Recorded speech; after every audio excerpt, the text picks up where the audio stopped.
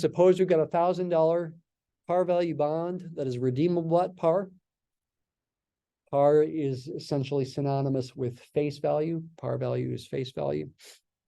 Redemption values can be different than face value, but usually they're not. They kind of allow for that. F is the standard notation for face value. C is the standard notation for redemption value. I'm saying C equals F to emphasize they're equal here. 4 periods. Often that would be half years, but you can pretend in your mind for simplicity that it's years. Coupon rate is 6% per period. So you take 6% of 1,000. That means you get $60 coupons. And the periodic yield rate is 8%. We want to price the bond. Let's go ahead and look at the answers we saw from class on Tuesday. These are the values that we got at these whole number times. I will write those down. Those were again computed as present values of remaining payments. These were prices right after coupon payments were made. So we've got P sub 0 is 933.76. P sub 1 is 948.46. P sub 2 is 964.34. P sub 3 is 981.48. And P sub 4 is the same as the face value, and the redemption value is $1,000. Again, these are values of the bond right after coupon payments are made. What is the true price of the bond doing? In an ideal imaginary situation where yield rates stay constant in the market, just pretend that that's true. Now, of course, that's not true in real life. Yield rates fluctuate pretty much every single day. Why would they stay constant? Because the market changes every single day. Well, if you assume they're constant, it just makes your thought process easier. It makes accounting easier, you might say. What does the bond value or price look like in that ideal setting? So here we're going to make a graph as a function of t. 0, 1, 2, 3 are our whole number times here. Let's say this number here, so this is not a typical set of axes where that's the origin, because I'm going to make this number 933.76. The next one is about what, 15 bigger. Let's pretend that's right here. That's 948.46. The next one's about 16 bigger, a little bit more space. 964.34. Then about a jump of around 17 or so to 981.48, and then a jump of close to 19 to 1,000. So these jumps are getting slightly bigger. These are the data that I have about the prices at these moments in times, where I imagine in each case, the coupon has just been paid. So whoever you're going to sell the bond to will not get that coupon. Including at the very last moment in time, you pretend the coupon is paid right before the redemption value. So you got the coupon, but you're going to sell it, and the person you sell it to is going to get the redemption value 1 second later, which means they get 1,000. So you essentially sell it for 1,000, which again, why would you do such a thing? Well, you wouldn't, but it's a thought experiment. But what about if you were selling in between these whole number of moments in time, including like right before you get paid the coupon? Well, the coupon's $60. Take a look at this price at time 1, that's 948.46. Right before the coupon is paid, really the bond is worth 948.46 plus 60, right? If you're going to sell it 1 second before you're going to get the coupon to somebody who says, well, you got to give me the coupon too, it should be worth this amount plus 60, which is, well, off the graph here. This plus 60 is going to be what? $1,008.46. The function is going to be up here. And I put an open circle there because it's like a point missing. The graph in between time 0 and time 1, you would think probably does something like that of the true value of the bond, because it's taking into account the accrued coupon. Again, think of it as right before time 1, time 0.9999999. You haven't gotten that coupon yet. You're about to sell it.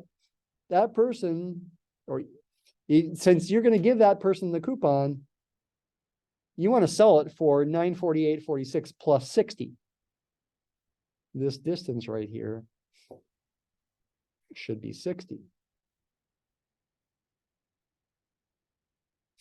And in between, your value should be going up like this. I know I made it curved. It could be straight, perhaps. Though if it's exponential growth in value because of compound interest, so to speak, you would think it's an exponential growth function, perhaps. And something similar should be happening between time 1 and time 2. So the true price of the bond that you could sell it for if market conditions stayed the same is really a discontinuous function.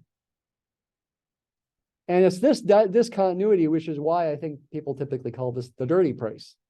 The red graph is the dirty price. It's not clean, though it is reality if you are going to sell the bond in the same market conditions. It's probably about what you would be selling it for.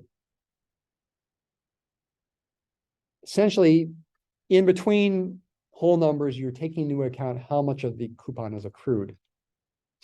If we're just barely past time 0 when you bought it for 933.76, well, not much of, you haven't held the bond very long. You should not get much of the next coupon. Maybe you get a little bit of it, you might say. So you sell it for a little bit more than 933.76. Whereas if you're close to time 1, you almost got to getting that coupon. So you want to get some return for selling it that's close to the coupon amount. So we're close to $60 more. The clean price is the dirty price minus the accrued coupon. And it's called the clean price because it's a nice curve, you might say.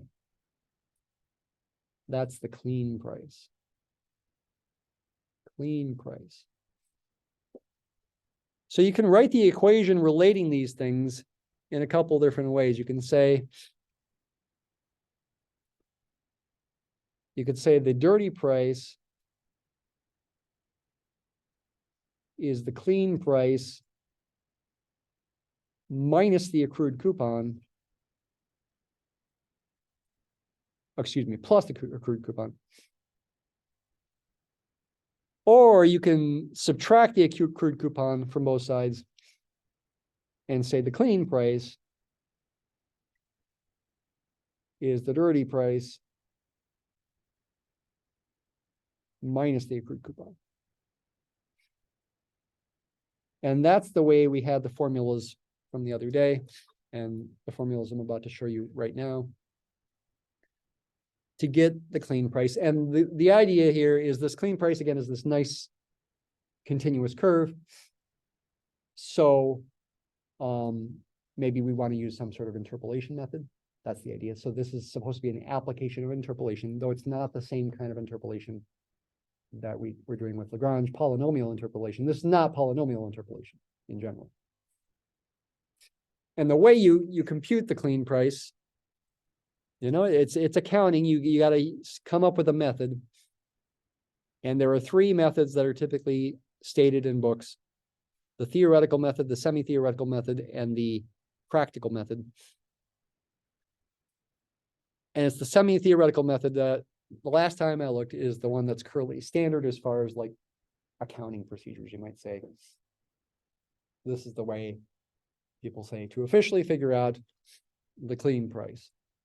But, you know, I keep saying this is accounting because it really doesn't matter as far as selling the bond, because you're only going to be able to sell it for what it's worth in the market.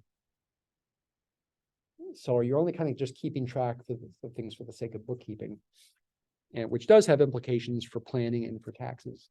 But and it's typically done, you know, you're thinking in the future, what will the clean price be, perhaps? And if you added on the coupon, accrued coupon, you could also hopefully figure out the approximate sale price. It is something that people do think about. So again, the formulas, here's the formula for the theoretical method. Let me write that down. So the theoretical method, again, T is a whole number.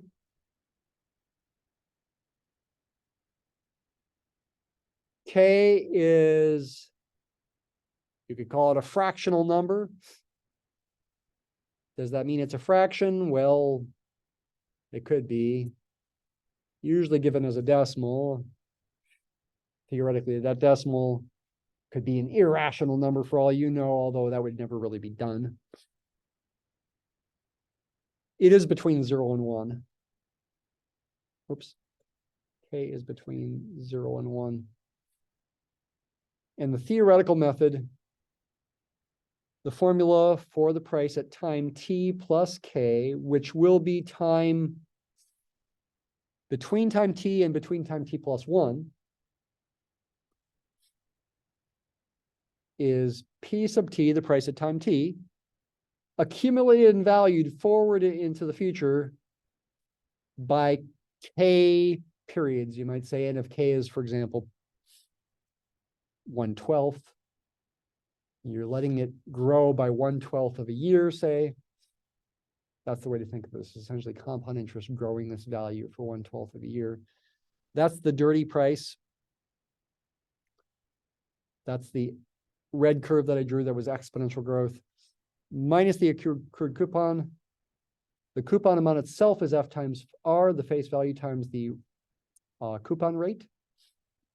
And again, this expression, 1 plus I to the k minus 1 over I don't want to get into its derivation, but essentially this is like exponential growth shifted downward and stretched a bit. It's a factor that grows like an exponential curve, whose value is 0 when k is 0, because you get 1 minus 1 on the top is 0, and whose value is 1 when k is 1. K is 1, you get 1 plus I to the first is 1 plus I, minus 1 simplifies to I over I is 1. I don't want to get into any other derivation of that other than to just say that. This is theoretical in a sense because both of these parts in this formula are kind of theoretical. Sort of the idea is exponential functions are more theoretical than linear functions. Linear functions are more practical. Exponential functions are more theoretical. It's kind of the idea behind calling this the theoretical method, because the semi-theoretical method makes the dirty price be theoretical. That's a plus sign there, T plus K. So you still have the same first part of the formula, but the accrued coupon is simpler, more practical. Just take F times R and multiply times K. Once again, you're multiplying it by a factor that's 0 when K is 0 and 1 when K is 1, but a much simpler factor, a linear factor. And the practical method is less theoretical in both parts. Less theoretical in the dirty price and less theoretical in the accrued coupon, linear in both cases. Essentially, it's simple interest for the dirty price, PT times 1 plus KI It's growing linearly as k increases there instead of exponentially. Think of k as the variable. Yeah, you think of t as fixed and k as the variable here. So that part is practical, and the accrued coupon is practical as well. None of these, well, okay, the first two are certainly not polynomial interpolation. You could say the practical method is polynomial interpolation, linear interpolation just between 2 points, pt and pt t plus 1. Though when you go on to other intervals, like from t plus 1 to t plus 2 and t plus 2 to t plus 3, you use different linear formulas for those. And in reality, these formulas are all different on each of these intervals. It is a curve that's continuous for the clean price, though weird things can happen. Well, like if you use the practical method, it's piecewise linear, so it's not differentiable. But even if you use like the semi-theoretical method, weird things can happen. And I've even come up with examples where the function can even decrease before it increases again, and it's once again not differentiable. You can get pictures like this. That's kind of weird. Why would you want that to happen? You might say you wouldn't want it to happen, but it is a result of the formula sometimes, including this standard method, the semi-theoretical one. Which one's right? It's kind of up to you. It's accounting, so it doesn't completely matter. This is not a good thing to say. For bookkeeping, it's for records, it's for planning it, and it's not going to be perfect. What do they produce in this example? Oh, what time should we pick? How about at time 3.2? So essentially for time 3.2, I'm interpolating between these two values, 981.48 and 1,000. This is what you'll have to do on your homework. So at time 3.2, first with the theoretical method, it would say do P sub 3 times 1 plus the yield rate, 0.08, to the k power, k is 0.2 here, minus the coupon 60, we get 1.08 to the 0.2 power minus 1 over 0.08. The P3 was 981.48. We should get something between 981.48 and 1,000, you would hope at least. Though again, I mentioned weird things can happen, so maybe we won't. Let's do the first part. 1.08 to the 0.2 is a number just barely bigger than 1. That's getting multiplied by 981.48. So that's 996.70. Subtracting off 60 times, careful here, 1.08 to the 0.2 minus 1, all divided by 0.08. 985.07 is what this would say. 985.07 would be the theoretical method's estimate of the value of the bond at time 3.2, which is what, about 73 days into between year 3 and year 4, 2.5 months or so. With the practical method or semi-theoretical method,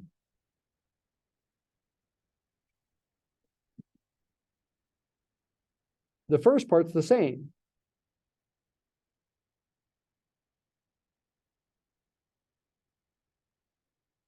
But the accrued coupon is different. It's simpler. It's 60 times 0.2. So now we get the 996.70. 996.70400095, just to, oops. Kind of play it safe. I can do 60 times 0.2 in my head, right? It's 12. minus 12. 984.70.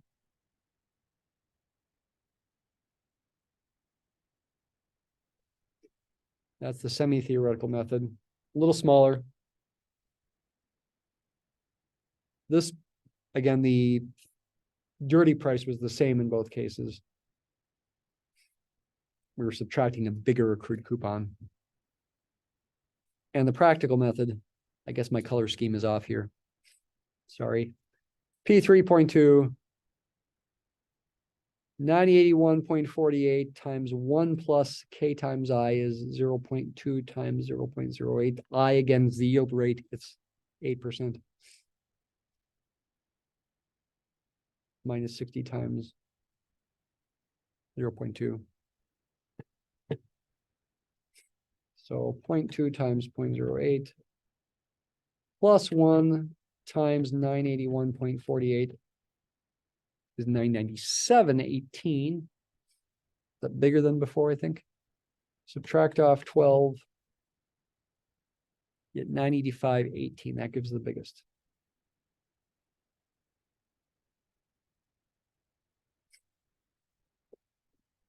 Which makes sense because the practical method is assuming linear growth in the accrued coupon. And since we're still interpolating between the same two data points effectively, the dirty price with the practical method looks more like this. Piecewise linear with jump discontinuities would be. So the dirty price is a different formula, piecewise linear like this. And yeah, that number ends up being bigger. It wouldn't be bigger after one more year because the exponential growth would pass the linear growth if we continued after 1 year if the coupon never got paid for some reason. But during a 1 year period, the linear growth is going to be higher. Because again, they're still interpolating the same points. And the red one with the theoretical and semi-theoretical dirty prices, that's exponential growth, so it's concave up. It's lower than linear growth for 1 year. And again, it's discontinuities in the dirty price, even though this formula looks continuous, because the PT changes. These formulas are only valid when K is between 0 and 1, and different T's give you different formulas. They give you different PT values. Okay. So just an application of interpolation. It's not really directly related to Lagrange interpolation.